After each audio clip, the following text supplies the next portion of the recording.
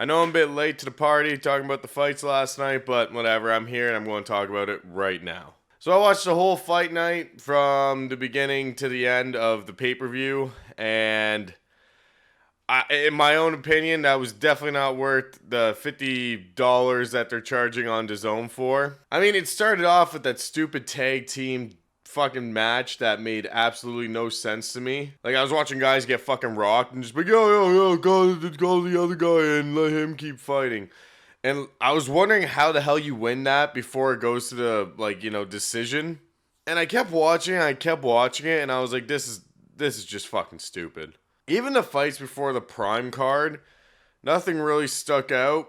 Saul Pappy versus Slim was probably the most entertaining fight, and Slim actually got the win, and I figured he was going to lose because Saul Pappy's one tough motherfucker. But, I mean, he came out, knocked his ass down, and, won it. Actually, no, he didn't knock his ass down. He knocked his ass out and won it. So, I mean, what is there to complain about? Now, let's talk about fucking that embarrassing fight of Logan Paul versus Dillon Danis. Now, first of all, I gotta say, Logan Paul came out, defending his woman, defending his family, and just beat the piss out of Dillon for rounds. And I made videos about this, man. Like, Logan had to defend his family, not just go with the lawsuit, and he did. He beat the shit out of him. In my own opinion, Dillon should have won it. He's an MMA fighter.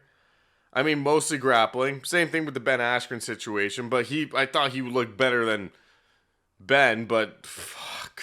He talked a lot of trash. He threw a microphone and fucked up Logan's face with it.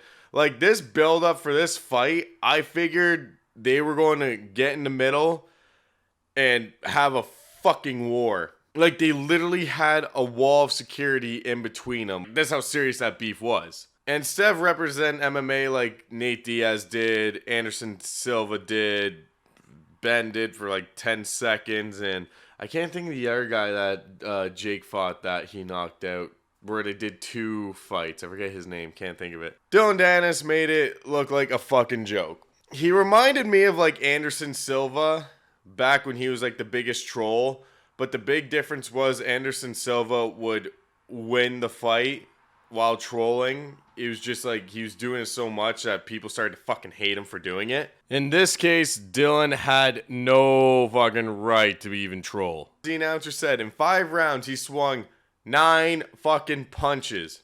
Instead of swinging punches and trying to knock this guy out like we all thought he was going to, he looked like the Wii boxing character, just like this the whole time, and just fucking getting punches and body shots, and like Logan opened him up a couple times and fucking he got his face fucked up pretty good. The worst part was Dillon like literally swung 9 punches.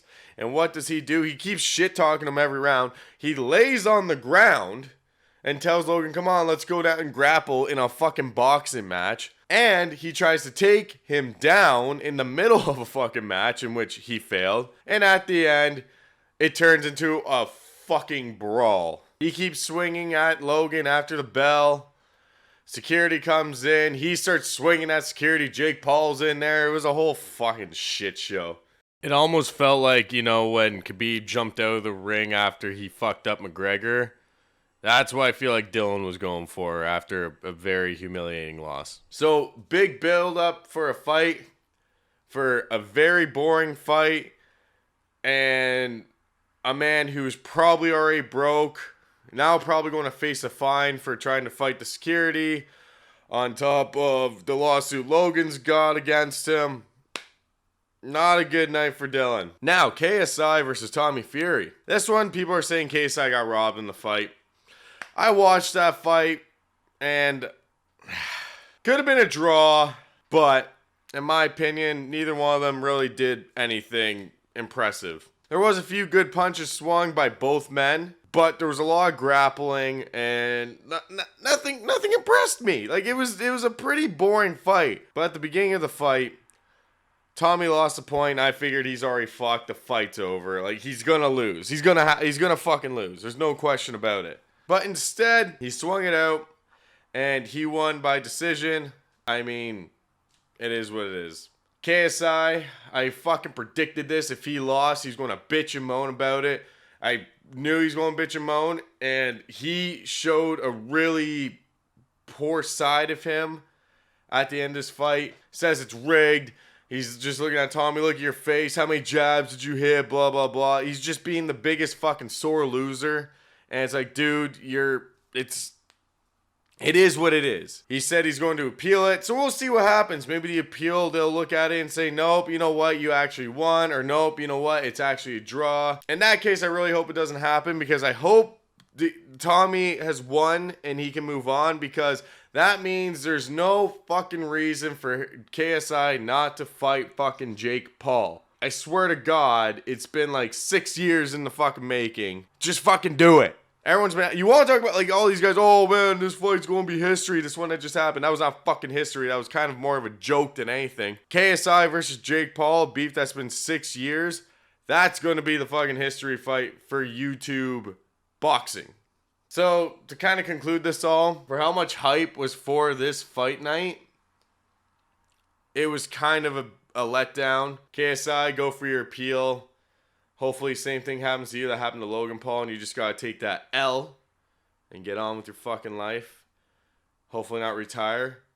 And let's see KSI versus Jake Paul next, baby!